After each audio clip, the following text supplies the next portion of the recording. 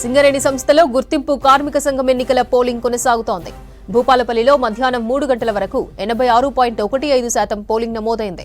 Bhupalpally coal block లో మొత్తం 4661 మంది ఓటు హక్కు వినియోగించుకున్నారు. సాయంత్రం 5 గంటల వరకు జరగనుంది. 6 జిల్లాల పరిధిలో 11 ప్రాంతాల్లో 84 పోలింగ్ కేంద్రాల్లో ఎన్నికలు జరుగుతున్నాయి. మరోవైపు 618 మంది ఓటర్లున్న ఇల్లందు నుంచి తొలి ఫలితం రానుంది. 9,000కు పైగా ఓటర్లు ఉన్న శ్రీరాంపూర్ నుంచి తుది ఫలితం వస్తుంది. అధికార కాంగ్రెస్ పార్టీ అనుబంధ సంస్థ ఐఎన్టీయూసీ, ఏఐటీయూసీ, సిఐటియు, బీఎంఎస్ తో పాటు 13 సంఘాల ఎన్నికల బరిలో ఉన్నాయి. అయితే ఐఎన్టీయూసీ, ఏఐటీయూసీ మధ్య హోరాహోరీ పోటీ ఉండనున్నట్లు తెలుస్తోంది. సింగరేణి సంస్థలో గుర్తింపు కార్మిక సంఘం ఎన్నికల పోలింగ్ కొనసాగుతోంది. భూపాలపల్లిలో మధ్యాహ్నం 3 గంటల వరకు 86.15% పోలింగ్ నమోదైంది. భూపాలపల్లి కోల్ బ్లాక్ లో మొత్తం 4661 మంది ఓటు హక్కు వినియోగించుకున్నారు. సాయంత్రం 5 గంటల వరకు జరగనుంది పోలింగ్.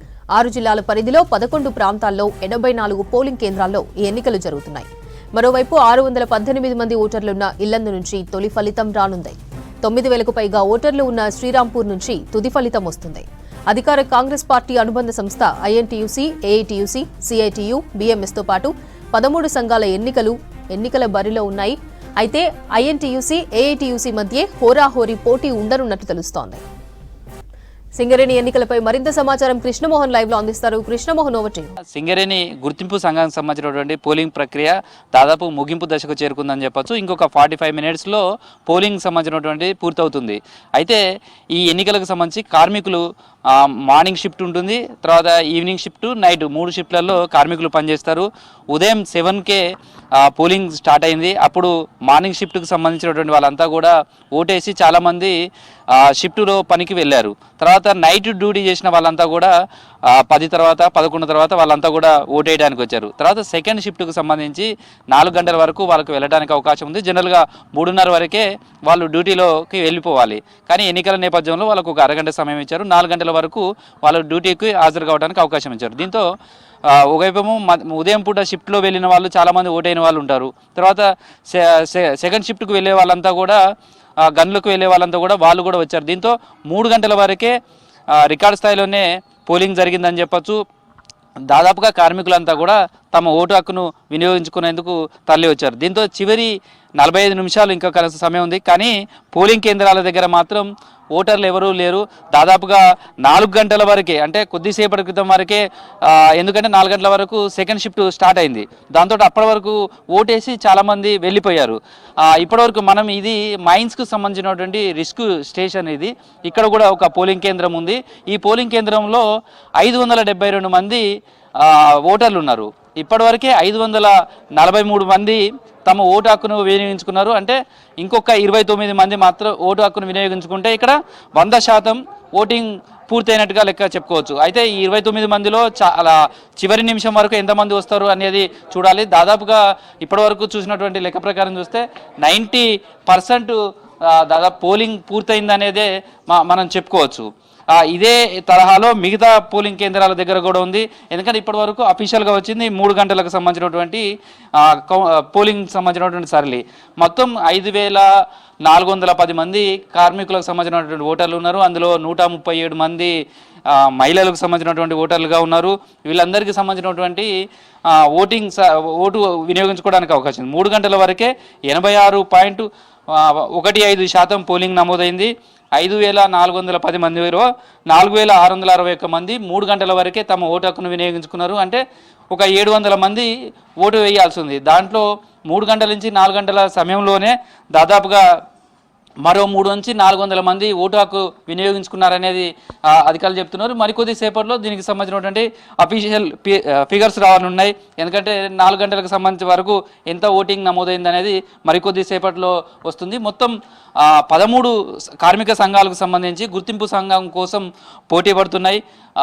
వాటికి సంబంధించినటువంటి అయితే ప్రధానంగా రెండు మూడు సంఘాల మధ్యనే ఈసారి గట్టి పోటీ కనిపిస్తుందని చెప్పొచ్చు. ఉదయం నుంచి జరుగుతున్నటువంటి పోలింగ్ సర్లు కానీ ఇవన్నీ కూడా చూస్తే ఐఎన్టీయూసీ అదేవిధంగా ఏఐటీయూసీకి సంబంధించినటువంటి రెండు సంఘాల మధ్య గట్టి పోటీ కనిపించింది ఈసారి.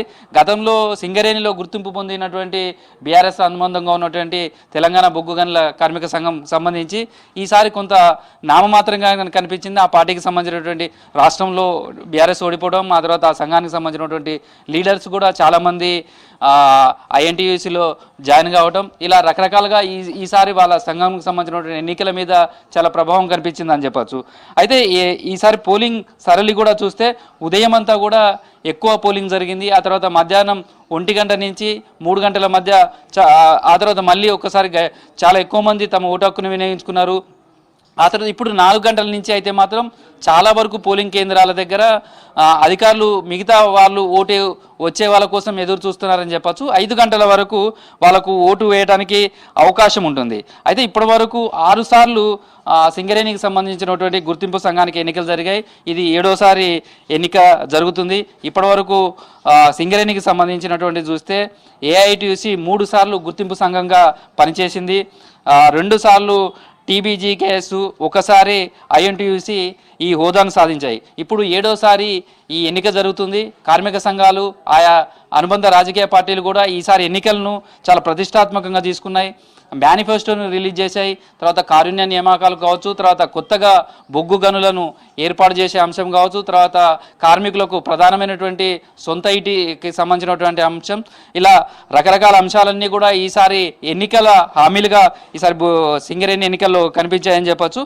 భూపాలపల్లి ఏరియాకు సంబంధించినటువంటి చూస్తే ఈసారి భూపాలపల్లికి సంబంధించి కూడా 9 సెంటర్లలో ఈ పోలింగ్ కేంద్రాలు ఏర్పాటు చేశారు.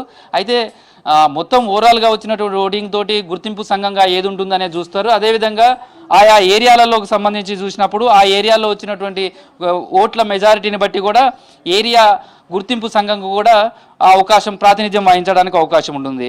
గతంలో ఇక్కడ జరిగినటువంటి లాస్ట్ టైం జరిగినప్పుడు ఏఐటీసీ ఇక్కడ ఏరియా గుర్తింపు సంఘంగా గుర్తింపు పొందింది. ప్రస్తుతం అయితే మరికొద్దిసేపు మాత్రమే పోలింగ్కు సంబంధించినటువంటి టైం ఉంది. దీంతో 5 గంటల వరకు ఉన్న వాళ్ళకు ఓటు వేయడానికి అవకాశం కల్పిస్తారు. ఇప్పటివరకే దాదాపు 92% వరకు కూడా ఓటింగ్ అనేది అంచనా వేస్తున్నారు. మరికొద్దిసేపట్లో అంటే 5 గంటల వరకు వెయిట్ చేసి చూస్తారు. 5 గంటల వరకు ఎవరైతే పోలింగ్ కేంద్రానికి వస్తారో వాళ్ళందరికీ ఓటు వేసే అవకాశం కల్పిస్తారు. 5 గంటల తర్వాత బ్యాలెట్ పేపర్స్ ఏదైతే ఓటు వేసినటువంటి బ్యాలెట్ పేపర్లు అన్నీ ఉన్నటువంటి బ్యాలెట్ బాక్సులు అన్నింటినీ కూడా సీజ్ చేస్తారు.